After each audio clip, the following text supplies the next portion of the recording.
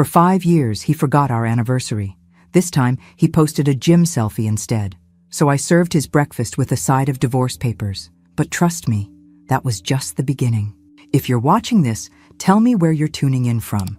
And don't forget to subscribe, because what I'm about to share might just change the way you see your own reflection. The morning started like every other. Too quiet, too cold, and filled with the kind of silence that doesn't bring peace. It brings memories. I got out of bed before the sun peeked over the horizon. It was our wedding anniversary. Not that Dennis would remember. He hadn't in 5 years. Still, something inside me, something small and soft and foolish, clung to hope. I pulled out the cast iron skillet he liked, the one he said made bacon taste like his childhood. I lined up the slices just how he liked them. Toast, golden. Eggs, scrambled with that little bit of cream. Coffee, strong and black. I set the table, smoothing out the napkins like I used to when the kids were little and birthdays mattered. I even lit a candle, not because I thought he'd notice, but because I did. Then I heard it, that stupid chime his phone makes when he posts on social media. I waited a beat, holding my breath. Maybe, just maybe, he was writing something sweet, a memory, a thank you, an acknowledgement. I walked over. There it was, his face, sweaty, smug, smiling at the gym. No days off, grinding even on the weekends.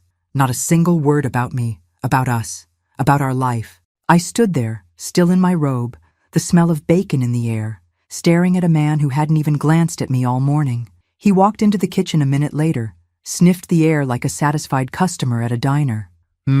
Smells good, he said. Don't forget to flip the toast next time. It was a little too dark yesterday. That was it. No good morning. No thank you. No anniversary. I didn't say a word. I simply walked over to the counter, picked up the manila envelope I had hidden behind the flour canister, and placed it beside his plate. "What's this?" he asked, chuckling as he wiped his hands on a napkin. "More junk mail?" "It's your breakfast," I said, keeping my voice steady. "And your future." He opened it, still grinning, that stupid grin, until he saw the first page. His fork clinked against the plate. "What the hell is this, Joanne?"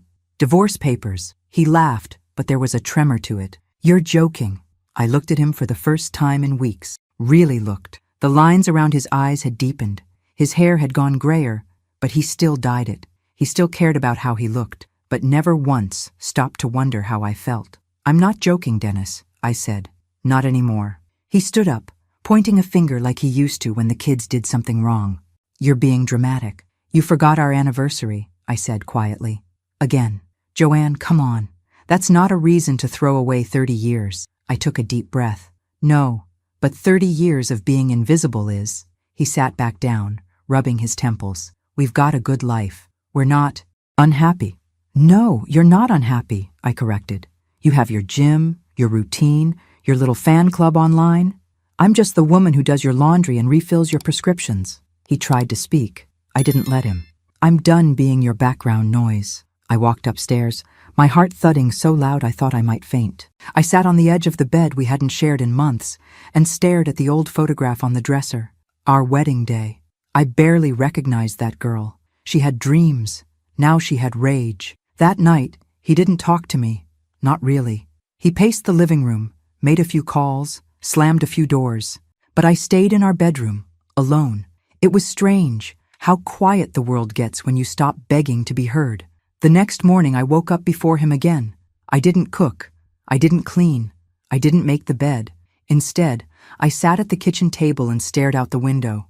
I watched the neighbor's dog chase squirrels. I watched the mailman pass our house like he always did. I watched the world spin on, and I thought, what now? I didn't have an answer yet, but I knew this much. I would never be forgotten again. Not by him, not by our children, not by me. And that was when I remembered the box in the attic, the one I hadn't touched in decades, the one Dennis told me to leave alone. My hands started shaking. I stood up, and I climbed the stairs. The attic smelled like old cedar and forgotten years. Dust floated through the morning light like quiet ghosts, dancing on memories too stubborn to fade. I hadn't been up here in a long, long time. Dennis always said it was his space, tools, fishing gear, crates labeled in black marker with things like taxes and Xmas lights, do not throw. But there, Tucked behind a sagging bookshelf was the box I remembered from way back, gray, dented, with a broken latch and Dennis's handwriting across the lid. Private, do not open. I don't know what made me do it. Maybe it was the silence in the house. Maybe it was that gym selfie still burning in my brain. Or maybe it was 30 years of swallowing secrets like pills I didn't need. But I pulled the box out, coughing through the dust, and sat cross-legged on the attic floor like a child about to open a birthday present. The latch cracked open easily. The first thing I saw were letters, dozens of them, yellowed with time, bundled in string. I pulled one out. To my dearest Evelyn. Evelyn? The handwriting was Dennis's. Neat, precise, confident. The words were tender, loving, romantic in a way I hadn't seen from him in, well, ever. I read 3 letters before my hands started to tremble. He had written to her for years, before we got married, during our engagement, even after our first anniversary. He loved her. He never stopped. One of the envelopes had a return address, Wichita, Kansas. Another had something else inside. A folded photo. 2 young people on a beach. Dennis and a woman I'd never seen. She had long, dark hair and a smile that screamed freedom. There was something scrawled on the back of the photo in pen. July. Before everything changed. I knew that date. That was the summer Dennis and I got engaged. My breath hitched. I dug deeper into the box, found a small envelope marked Confidential Adoption Records. My heart nearly stopped. It was a birth certificate, a baby girl, born in October. Father, Dennis Mitchell. Mother, Evelyn Harper. She had his last name, and she'd been placed for adoption a month later. I sat there, frozen. Tears welled up, but not the kind that fall sweet and soft. These were hot, angry, full of every lie I'd been fed for decades. He'd had a child before we got married, and he'd never told me. I stood up too fast and nearly lost my balance. The floorboards creaked as I made my way back down, clutching the papers like they might catch fire. When Dennis came home that evening, he tossed his gym bag by the door and grunted something about protein powder. I was waiting at the table with the letters and the photo. "Who is Evelyn?" I asked, keeping my voice low. He looked up, confused, then annoyed. "What?" "Evelyn Harper, Kansas." I pushed the photo across the table. He stared at it, and then, for the first time in years, I saw it, panic in his eyes. "Where did you find that?" "In the box marked, Do Not Open," I snapped. "Guess what?" I opened it. He sat down slowly, rubbing his forehead. "That was a long time ago, Joanne. Before us. We were engaged," I hissed. "You were writing her after we were married." He didn't deny it. "I was young," he said. Like that explained everything. "We made a mistake. She didn't want the baby. I didn't know how to tell you." "You had 30 years, I whispered. 30 years to say something, anything." He folded his arms, suddenly defensive. "It wasn't relevant. It's not like she's in our lives. She was your daughter," I spat. Dennis stood up, jaw clenched. "Don't act like this is some kind of betrayal. It's ancient history." "Then why keep it hidden?" I asked, my voice cracking. "Why bury her in a box in the attic like she never existed?" He didn't answer. That night, I didn't sleep. I lay in bed staring at the ceiling, my heart pounding like a war drum. Not only had he forgotten me, he had buried part of himself, part of us, in a lie. I thought about that girl, where she was now, who she became.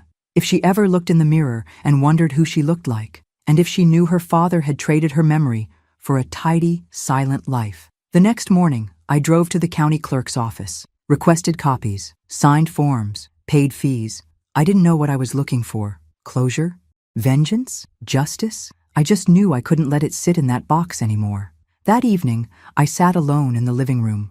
Dennis was at the gym again, probably flexing in front of the mirror, trying to recapture a youth that had long slipped away. My eyes drifted to the fireplace, to the mantel where family photos sat in neat rows. Weddings, graduations, smiles, all built on a lie. I picked up the photo from our 25th anniversary. He was holding a champagne glass. I was holding his hand. But when I looked closer, I could see it. My smile didn't reach my eyes. It hadn't in years. And now I knew why. I gently set the photo down. It was time to find the girl he forgot. And maybe, just maybe, find the woman I used to be. I started with the return address from one of the letters, Wichita, Kansas. It was nearly 1,000 miles away from where we lived in North Carolina, but distance didn't matter anymore. Not when the truth had already traveled so far to find me. I knew I couldn't just show up on someone's doorstep, especially not hers. She had a life, a family, maybe kids of her own. What if she didn't even know she was adopted? I needed more. I spent hours online, digging through public records, adoption registries, social media, anywhere her name might appear. The birth certificate didn't list a first name, just female Harper. But the mother's full name was there, Evelyn Harper. I found an obituary from Evelyn had passed away from cancer. No surviving spouse, no mention of children. But buried at the bottom of the digital memorial was a comment. Just a simple, "Rest easy, Mom. I miss you every day." Signed, Emily Harper. Emily. I don't know how I knew, but I just did. That was her. The next step wasn't easy. I tried to tell myself I was just looking, just curious, but deep down, I was holding on to something more, something dangerous. I was holding on to hope. Emily Harper was a teacher, 3rd grade, lived in Asheville, North Carolina, 2 hours away from me. She was beautiful, long dark hair like her mother in the photo, soft, kind eyes. I found a school newsletter with her picture in it. She had just been awarded Teacher of the Year. I sat there staring at her photo on my laptop, the glow lighting up my tear-streaked face. She looked so full of life, like someone who made the world better just by standing in it. I couldn't breathe. That night, Dennis came home to a quiet house again. I didn't speak. I didn't cook. I didn't ask how his day was. He didn't notice. He never asked why the lights were off or why I had been crying. And that told me everything. The next morning, I made a decision. I was going to meet her, not as her father's wife, not even as her stepmother, just as a woman who needed to see the truth with her own eyes. I packed a small bag and wrote a note on the kitchen counter. Just 2 words, "Don't wait." I didn't tell him where I was going. I didn't owe him that. Driving into Asheville was like entering another world. The town had charm, color, laughter spilling out of cafes. I found the school easily, parked across the street, and waited. It was a Friday. Around the front doors opened and kids began spilling out, backpacks bouncing, parents waiting with tired eyes and open arms. And then I saw her, Emily. She was standing at the entrance, kneeling down to tie a little boy's shoe. She was laughing. He hugged her neck before running off, and she waved goodbye with both hands. She turned back to head inside and stopped. Our eyes met. It was just a moment, but it felt like a lifetime. I looked away first. She kept walking. I waited until the parking lot cleared. Then I walked across the street, heart pounding. My hands were shaking as I approached the front desk. "Can I help you?" the receptionist asked. "Yes, My voice broke. "I'm trying to leave something for one of your teachers, Emily Harper." She eyed me suspiciously, then softened. "Sure. What is it?" I pulled an envelope from my purse. Inside was a letter I had written the night before. It didn't say who I was, just that I knew Evelyn, that I had something important to tell Emily, and that I would be in town for one more day, staying at a small motel near the highway. Room. The receptionist nodded, took the envelope, and I left. I didn't sleep that night. I sat by the motel window with a lamp on low, staring at the parking lot, waiting for headlights that never came. By morning, I had given up hope. I was packing to leave when I heard a knock on the door. Soft, hesitant. I opened it, and there she was, Emily, wearing jeans and a cardigan, holding the envelope in one hand, her phone in the other. Her eyes were guarded, but curious. "Are you Joanne Mitchell?" she asked. I nodded. She stepped inside, cautious, sat in the chair by the window. "You said you knew my mother." I sat across from her. My throat tightened. "I did, a long time ago, but I didn't know about you."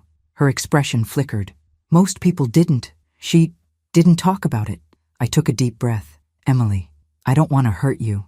I'm not here to take anything from you. I found something you deserve to know." I slid a folder across the table.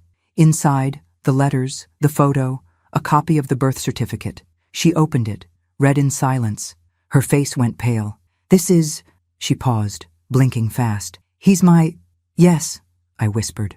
"Dennis. He's your father." She didn't speak for a long time. Finally, she folded the folder shut and looked at me. "Why now?" "Because I didn't know. And when I found out, I couldn't pretend anymore. I couldn't live with the lie he kept for so long.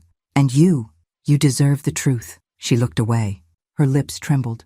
I always wondered, she said softly. She used to cry sometimes, looking at old photos. I think she wanted to tell me, but she was scared. Tears fell silently down her cheeks. I wanted to reach for her hand, but I didn't. Instead, I said, "You deserved more than a secret in a box." She stood up, still clutching the folder. "I don't know what to do with this," she said, "but thank you for telling me." And then she was gone. I sat in that room for hours after, not crying, just breathing, slowly, heavily, because part of me broke that day. But another part woke up. I wasn't done. Dennis had buried a child and a truth, but now I was going to bury something too, his comfort, his control, and his illusion of innocence. It was my turn now. The house was too clean when I got back, like someone had tried to scrub away the mess of a marriage with Lysol and silence. Dennis wasn't home. His car was gone, the gym bag missing from its usual place by the door. I didn't care. I walked straight into the kitchen and poured myself a glass of wine at noon. For the first time in decades, I didn't feel guilty about it. I stood in front of the fridge, staring at the magnet that held our last Christmas card. Smiling faces, matching sweaters, lies. My phone buzzed, a message from Emily. "I thought about what you said. I'd like to meet again, somewhere neutral." I felt the breath leave my chest. She wanted to see me. Again. We agreed on a little cafe halfway between our towns. I arrived first, picked a table near the window. Ordered tea, though my hands were shaking too hard to hold the cup. Then she walked in. This time, she wasn't wearing school clothes. Jeans, a soft gray sweater, minimal makeup. She looked more tired, but still so alive. She sat down slowly, setting her bag on the chair beside her. "I read through everything," she said. I nodded. I figured. She pulled out a folded letter. "There was one you didn't give me." I blinked. "What?" She handed me the letter. Another one from Dennis to Evelyn, hidden between the others. She must have found it in the envelope I left. I unfolded it and began to read, and my stomach twisted. I never wanted the baby. Evelyn made the decision, but I didn't fight it. I couldn't let Joanne find out, not with the wedding so close. It would have ruined everything. I can't afford that. I need to move on, forget. I stared at the words. I felt like I was falling. Emily was quiet. "I thought maybe you hadn't read that one, but maybe you did, and gave it to me anyway." "I did," I said softly. "You deserved to know." She looked at me then, and I saw something shift behind her eyes, something fierce. "You know what hurts?" she whispered. "I grew up thinking I wasn't wanted because of my mother's mistakes, but he made that choice too. He erased me before I was even born." I didn't know what to say. No apology felt big enough. But then she added, "And he lived his happy little life while I wondered what I was missing." I reached across the table. This time, she let me take her hand. "I missed you too," I whispered. "Even if I didn't know I was missing you." She wiped her eyes. "You're the first person who's ever said that to me." We sat there for a long time, just breathing, just being. When we parted, she hugged me and said, "He doesn't deserve to know me." I nodded. "I won't tell him you reached out. That's your choice." But something in me was already moving, because it was time they knew. All of them. My kids, Dennis, everyone who ever looked at me like I was just a body in the background. I went home and pulled out every photo album, every scrapbook, every piece of evidence of the life I had carefully built. I spread them out across the living room floor. Then I pulled out a notebook and started writing. Every memory, every insult, every moment they didn't know they were breaking me. I called it the diary they never read. I recorded videos, raw, emotional, honest. I didn't name names. I didn't scream. I simply told the truth, day by day. Quiet vengeance, slow release. I uploaded them to a private channel, hidden behind a generic name, and then I waited, because one day they'd see it. They'd see me. And when they did, I wanted them to feel it in their bones, that I wasn't their shadow anymore. I was the storm coming for their silence. It was my son's voice that finally snapped something in me. "Mom, you really need to get over all this drama," he said, pacing my kitchen like he owned the place, wearing the same smug expression Dennis always had when he was trying to minimize my pain. I had called him, Matthew, my youngest, just to talk. I thought maybe he'd listen, maybe he'd understand. I had raised him, kissed his scraped knees, stayed up during finals making grilled cheese and coffee. But now, he stood there, 33 years old, brushing off my heartbreak like it was nothing more than a change in the weather. "Your father and I are separating," I told him. He blinked. "So? You think I'm surprised? You two haven't been close in years. Don't you want to know why?" He sighed, already tired of me. "Look, I love you, but you make everything into a big deal. Just divorce him and move on." That sentence clanged through my skull like a dropped pot. Move on. As if I hadn't been stuck for 3 decades. As if healing were as simple as a signature and a suitcase. He didn't ask what Dennis had done. He didn't ask if I was okay. He just grabbed a protein bar from the pantry and said, "Anyway, I've got a call in 20 minutes. Let me know when you need me to help move stuff." And then he left. That night. I couldn't sleep. My body was frozen in bed, but my mind was moving like a train with no brakes. His words echoed louder than they should have. "You make everything into a big deal." I stood up. I didn't turn on the lights.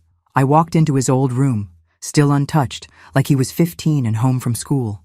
Posters still on the wall, his old baseball trophies lined up neatly on the shelf. And then I saw it, his laptop. He always left it here, claiming it was a backup. I know I shouldn't have, but I did. I opened it, logged in. He never changed his password. I typed it, Panthers 2012. It opened. There, in his chat history, a thread with his brother, my oldest, Daniel. I stared at the screen, and then I started reading. Daniel: "Have you talked to Mom lately? She's been weird." Matthew: "Ugh, yeah, she's going full martyr mode again."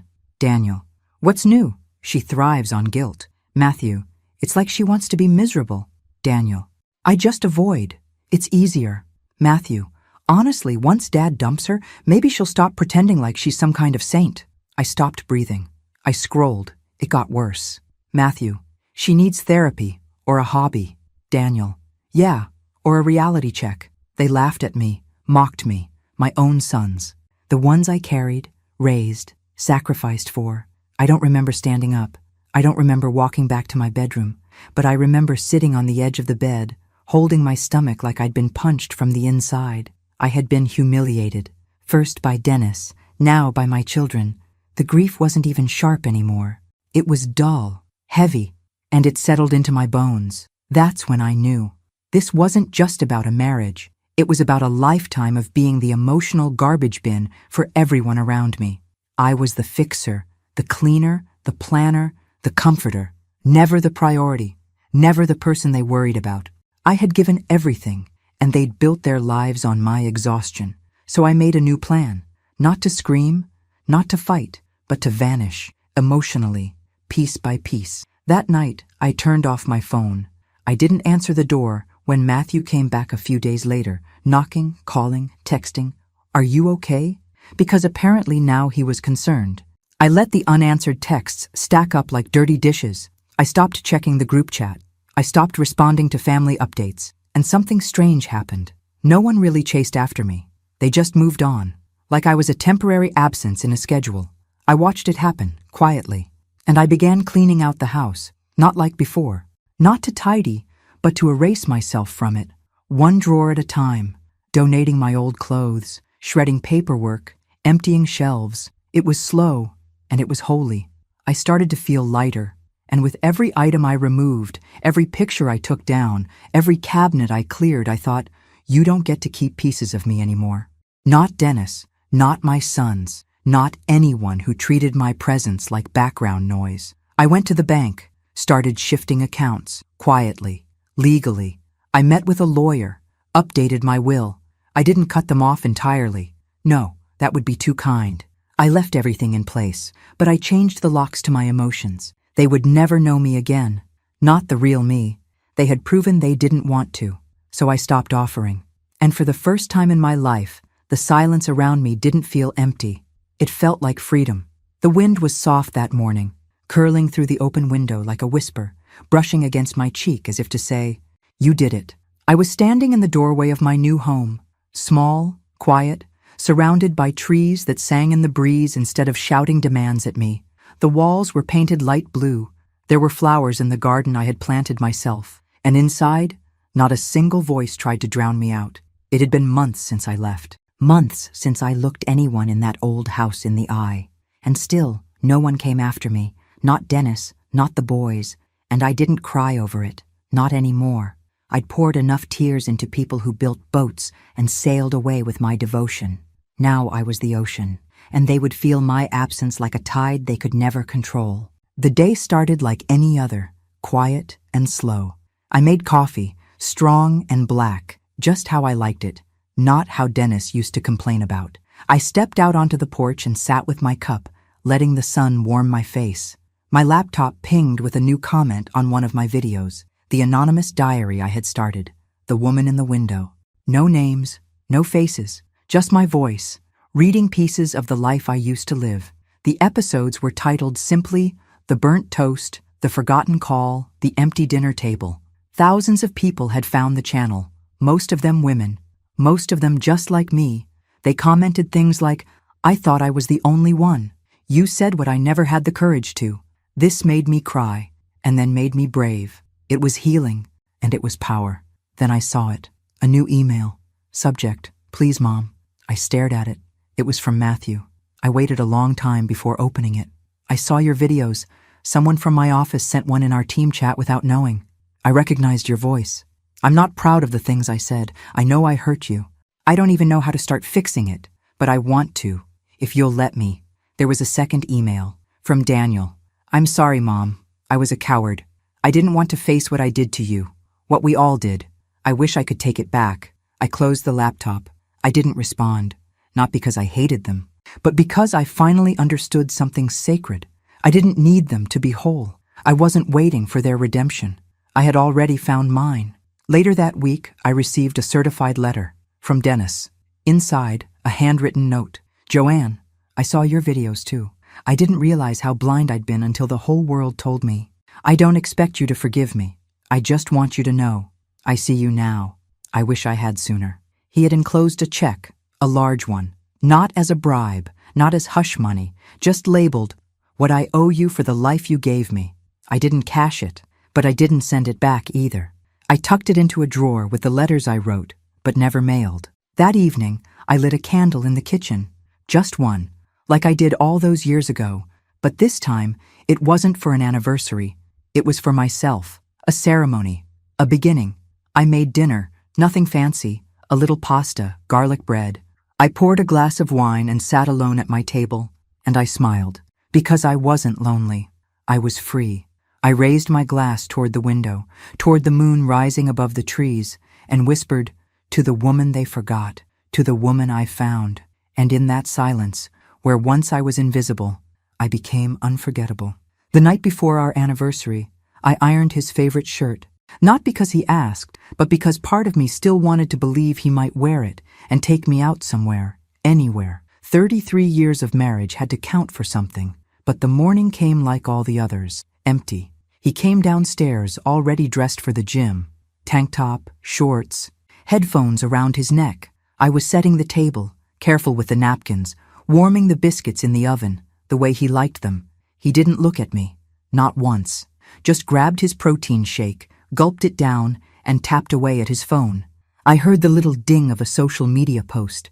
My heart dropped. I turned to see the screen, a photo of him in the gym mirror, sweat gleaming, caption, still grinding, no days off, no mention of me, no mention of our wedding day, no mention of 3 decades of sacrifice. I stood there frozen, the smell of biscuits rising behind me, and felt it, the shift, like something inside me had snapped, clean and quiet, like a bone that's been cracked for years and finally gives way.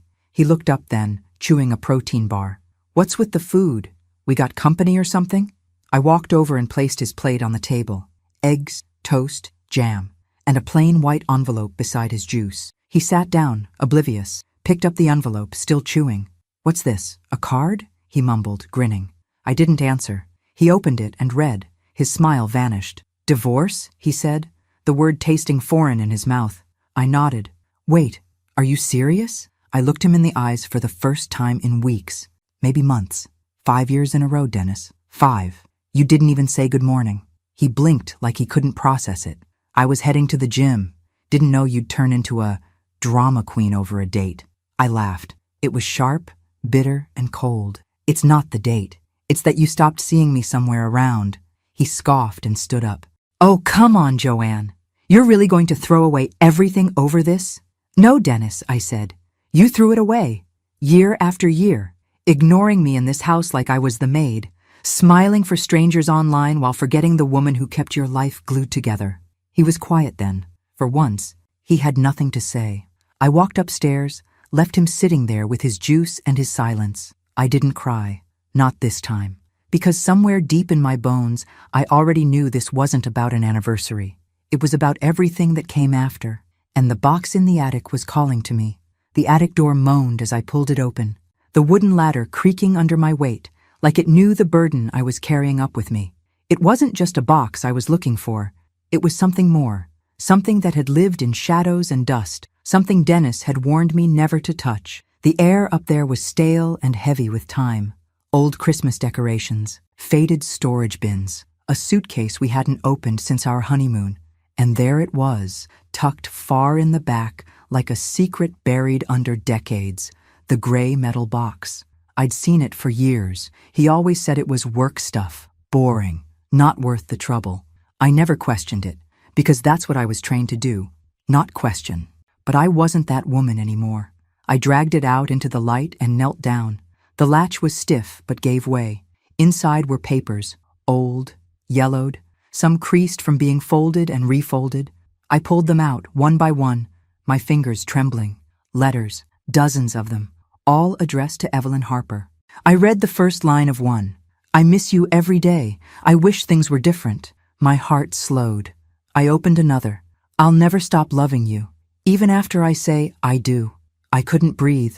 They were all from Dennis, written before and after our wedding. Some had dates from the early years of our marriage, after we had moved in together. He hadn't just remembered someone from his past. He had loved her, actively, secretly, all while building a life with me. My stomach turned. At the bottom of the pile was a manila folder. Inside, official-looking documents. My hands shook as I opened it. Adoption papers, a baby girl, Emily Harper. Born October, just 6 months after our engagement, and Dennis had signed the papers. Father, Dennis R. Mitchell. Mother, Evelyn Harper. The baby had been put up for adoption a month after birth. He had a daughter, and he never told me. The attic swirled around me, my breath growing shallow, my knees threatening to buckle. I clutched the papers like a lifeline, like if I held tight enough I could stop the truth from cutting deeper. But it was too late. He had buried a child in silence, buried me in the same box. I stayed in that attic for what felt like hours, reading, rereading, letting the weight of it crush every illusion I had left. Then I made a decision. I wasn't going to confront him, not yet. I wasn't going to yell or cry or beg for answers. He didn't deserve my pain. He was going to get my silence, my distance, and my plan. Because something inside me had shifted again. Only this time, it didn't break. It sharpened. And now I had nothing left to lose. The next morning, I stood in front of the mirror and barely recognized the woman staring back. Not because of the wrinkles or the gray at my temples, but because of the stillness in her eyes. It wasn't numbness. It wasn't sadness. It was something colder, clearer. Resolve. I knew now that I had spent 3 decades living in the background of my own life, a faded figure in the photo of a man who never really saw me. I had loved, served, forgiven, and in return, I had been made invisible. Not anymore. I went downstairs. Dennis was already gone, off to the gym, like clockwork. His car keys were missing, his shaker bottle still on the counter, the blender unwashed. I didn't touch it. Instead, I sat at the kitchen table with the adoption file, the letters, and a legal pad. I began to write, not to him, to her. Dear Emily, you don't know me, but I know your name. I know the year you were born. I know the man who gave you life, and the man who never gave you a place in his. I don't know what your life became, but I hope it was beautiful. I hope you were loved. I hope the world was softer to you than it was to the girl I used to be. The words came slowly at first, but then poured out like a river breaking through a dam. You deserve to know that you existed, that someone kept your name in a box, hidden like a wound. You deserved more. I wasn't sure if I'd ever send it, but I had to write it. I folded the letter and tucked it into my purse. And that afternoon, I drove, not far, just into town, to the library, to the local courthouse, anywhere I could start searching for Evelyn Harper, for Emily, for a thread, a clue, a sign. It took time. Too much. I hit dead ends. But eventually, a birth record led to an obituary. Evelyn Harper, Wichita, Kansas. And in the condolence comments on the digital memorial page, buried among the prayers and the rest in peace, was one that stopped me cold. I miss you every day, Mom. I wish you had told me more. Emily. I read it over and over. She existed, she had survived, and she was looking for something too. The trail led to Asheville, North Carolina. A teacher. Elementary school. A quiet, peaceful life. 2 hours from me. I sat in my car for an hour just holding the address in my hand. The sky had turned gold, and the day was slipping into evening. I drove home in silence. That night, I packed a small bag. Nothing dramatic, just a toothbrush, a change of clothes, and the file. I didn't tell Dennis I was leaving. I left a note that said, "Don't wait up." And I drove. The road to Asheville was long and winding. The mountains rose like sentinels around me, watching, waiting.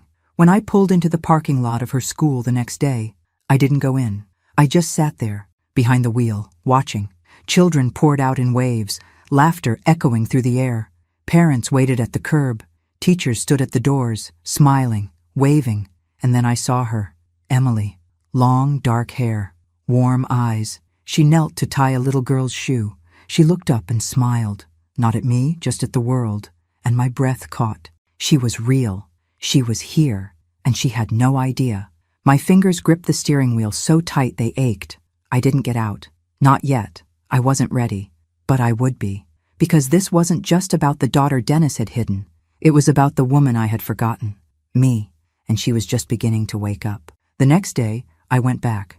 I didn't wear anything special, just a soft cardigan and a pair of old slacks. Comfortable, quiet. I wasn't there to make a scene. I was there to cross a line I had waited too long to even see. I walked into the school's main office just before dismissal. The receptionist smiled politely, asked how she could help me. "I'm here to leave something for Miss Emily Harper," I said, holding out a sealed envelope. Inside was the letter I had written, along with a note. "Please read this when you're alone. If you'd like to meet, I'll be staying at the Blue Pines Motel, room." The woman nodded and placed it in a mail slot behind the desk. No questions asked. I left and waited. I didn't expect her to come. The Blue Pines was one of those roadside places with creaky floors and floral curtains from the kind of place where everything smelled faintly of lemon cleaner and old pine wood. I sat by the window with the curtain cracked open, watching the parking lot. For hours. By nightfall, I told myself to let it go, to sleep, but my chest wouldn't stop buzzing. I had done something irreversible. The next morning, I was brushing my hair when I heard the knock. 3 soft taps. I froze. My hands, my breath, my thoughts, everything stopped. I opened the door. She was standing there. Emily, closer now than ever, her face full of questions, her hands gripping her phone. She looked so much like him, and not at all. Her eyes held something different. Depth, warmth, curiosity. "Are you Joanne Mitchell?" she asked. I nodded. My throat was too tight for words. "I got your letter," she said. "Can I come in?" She sat on the edge of the small motel chair, glancing at the folder I had laid out on the table. She hadn't touched it yet, just looked at me. "I don't know why I came," she said quietly. "But something in your letter, it felt honest." "It was," I whispered. She took a deep breath. "So, you were married to him?" "Yes," I said. She reached for the folder, opened it, scanned the letters. "This is real." I nodded again. "I always wondered," she murmured. "My mom never talked about him. Only once, when I was 12. She cried a little and said, 'Some truths aren't safe.' And then she never said another word." "She loved you," I said. "I can see that even from the way Dennis wrote about her." Emily scoffed. "So he loved her too, and still gave me away." The room fell into a stillness. Then she asked the question I had been dreading. "Did he ever try to find me?" I looked her in the eyes. "No." She swallowed hard. "That hurts," she whispered. I nodded. "It should." She stared down at her hands for a long time. "So why are you here?" "To tell you that you're not a secret anymore. That you matter. Even if he made you feel like a mistake." "You're not. You're the truth he buried. But I won't let him bury you again." A tear slid down her cheek. She wiped it quickly. "I don't know what I'm supposed to do with this," she admitted. "You don't have to do anything," I said. "This isn't for him. It's for you. And maybe for me, too." She looked at me then, really looked, and nodded. We talked for 2 hours after that. Not just about Dennis, but about her life, her job, her students, her garden. She was brilliant, compassionate, brave, everything I had once hoped a daughter of mine would be. When she left, she hugged me and whispered, "Thank you for finding me." I sat on the motel bed long after the door closed, her perfume still lingering in the room, and for the first time in decades, I felt seen. But more than that, I felt real.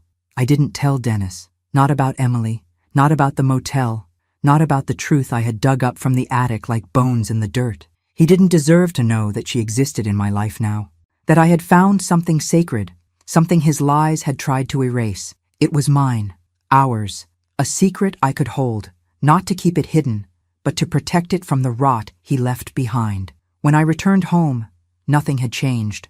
The laundry was still in its usual pile on the floor by his side of the bed. His gym clothes draped over the back of the living room chair, like a flag planted on conquered territory.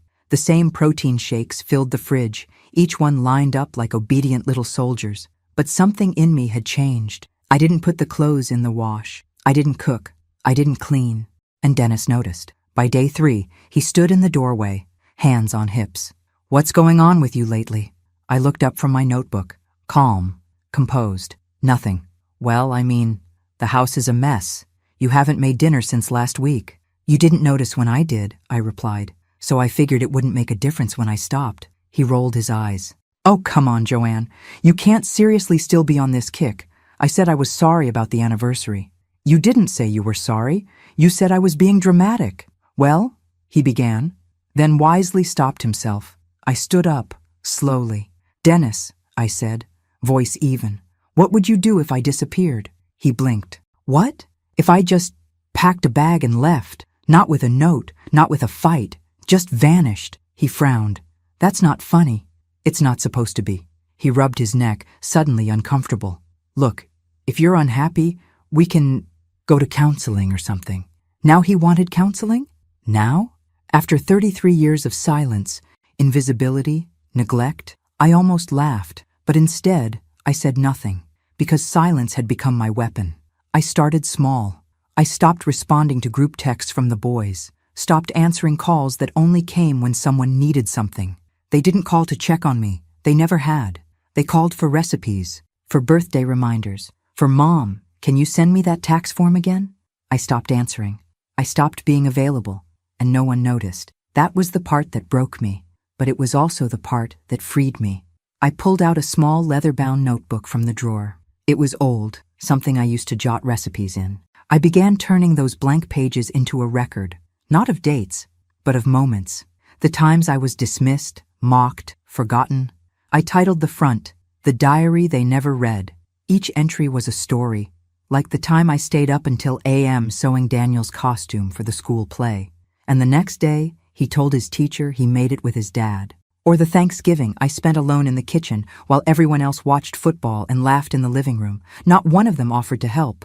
Or the day I found out my mother had died and Dennis still asked me to pick up his dry cleaning. I filled every page. I wrote with the rage of a woman who had waited too long to scream. And then I started recording. I didn't show my face, just my voice, low and even, reading the entries. I uploaded them anonymously to a channel I called The Window Seat. I didn't expect anyone to listen, but they did. Thousands of views, hundreds of comments. Women, older, younger, somewhere in between, telling me I had written their lives. They said things like, "This is the sound of my soul. I thought I was crazy for feeling this way. You made me feel less alone." It gave me strength I didn't know I had. One night, I found Dennis asleep in the recliner, snoring, TV buzzing static, and I stared at him, not with hatred, not with sadness, with clarity. He would never know the depths of what he broke, and I didn't need him to, because I was no longer speaking to him. I was speaking to the world, and they were listening. It was a Sunday morning when the silence in the house finally started to feel different. Not oppressive, not hollow, not just peaceful.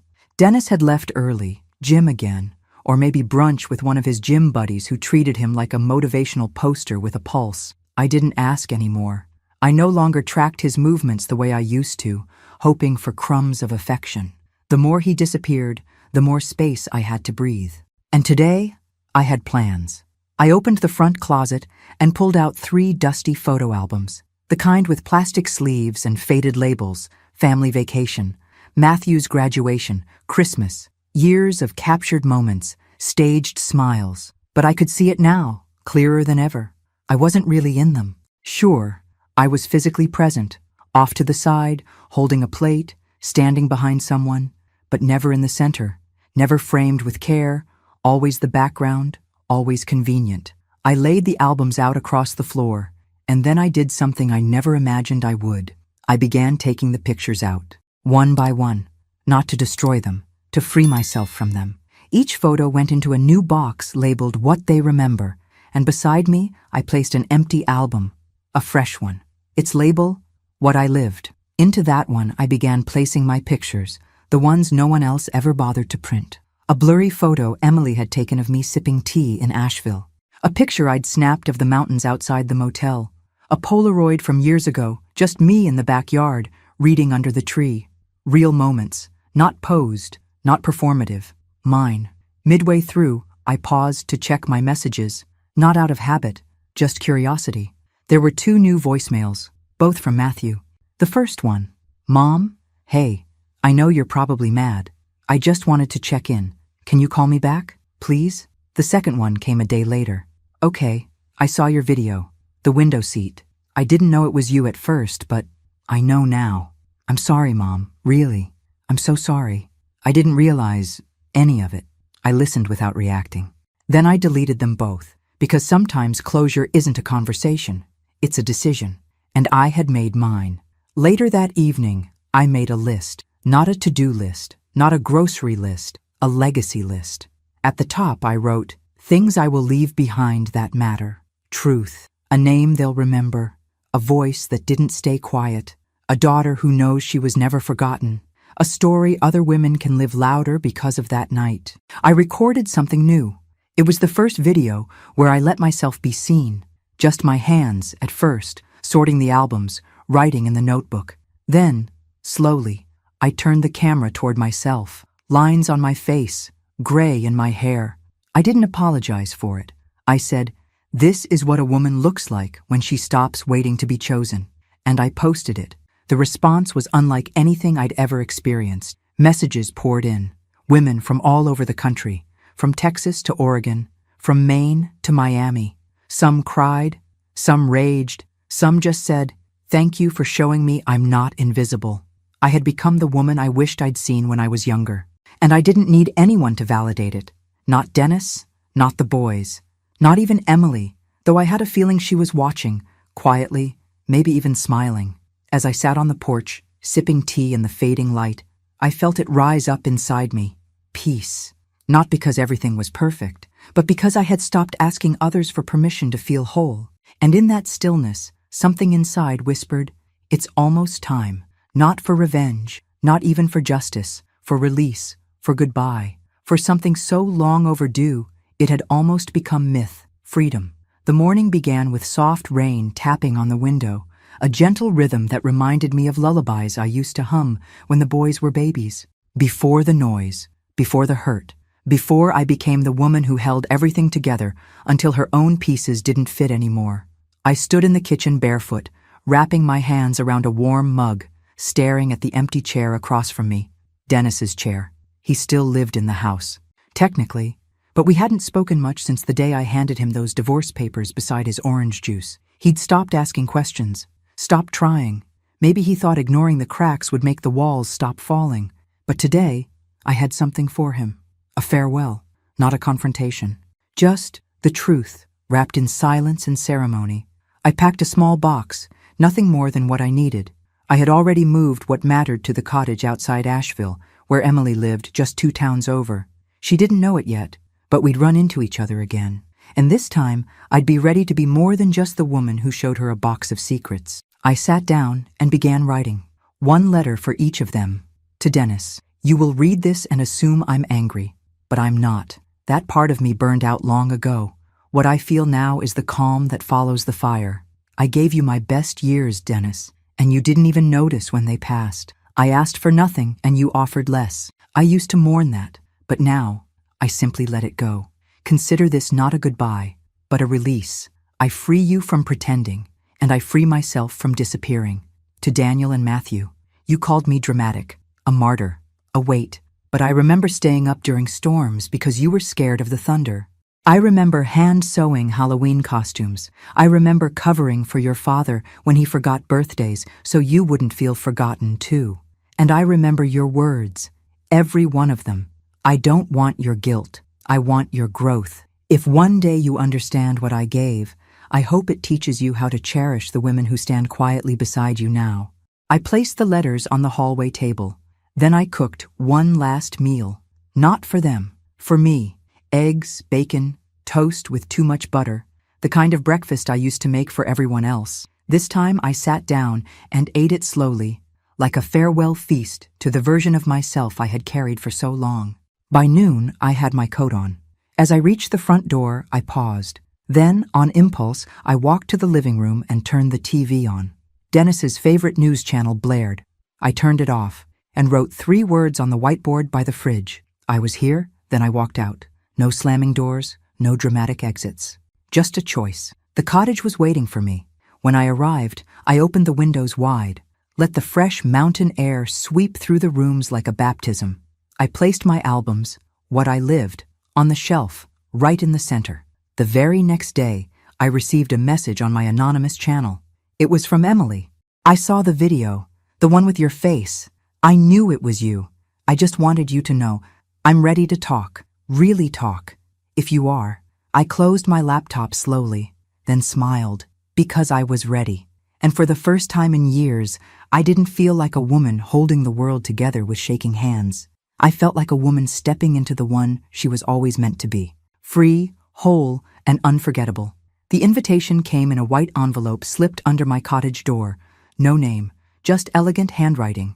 You are invited to dinner. One last time. J. At first I thought it might be from Emily, but she always signed her name with a flourish, a tiny loop in the Y. This was simpler. Familiar. Stiff. Dennis. It was him. I almost didn't go. But then I thought of the years I had swallowed silence like medicine. Of the dinners I'd made with shaking hands while he scrolled through his phone. Of the nights I'd sat across from him, invisible. And I knew I had to go. Not for him, for me. The house was exactly as I'd left it. Too clean, too cold, like a hotel trying to remember what a home once felt like. He opened the door and stepped aside without a word. I walked in. The smell of roast chicken wafted through the hallway. An obvious attempt at normal. But nothing about this was normal anymore. The dining table was set for 2.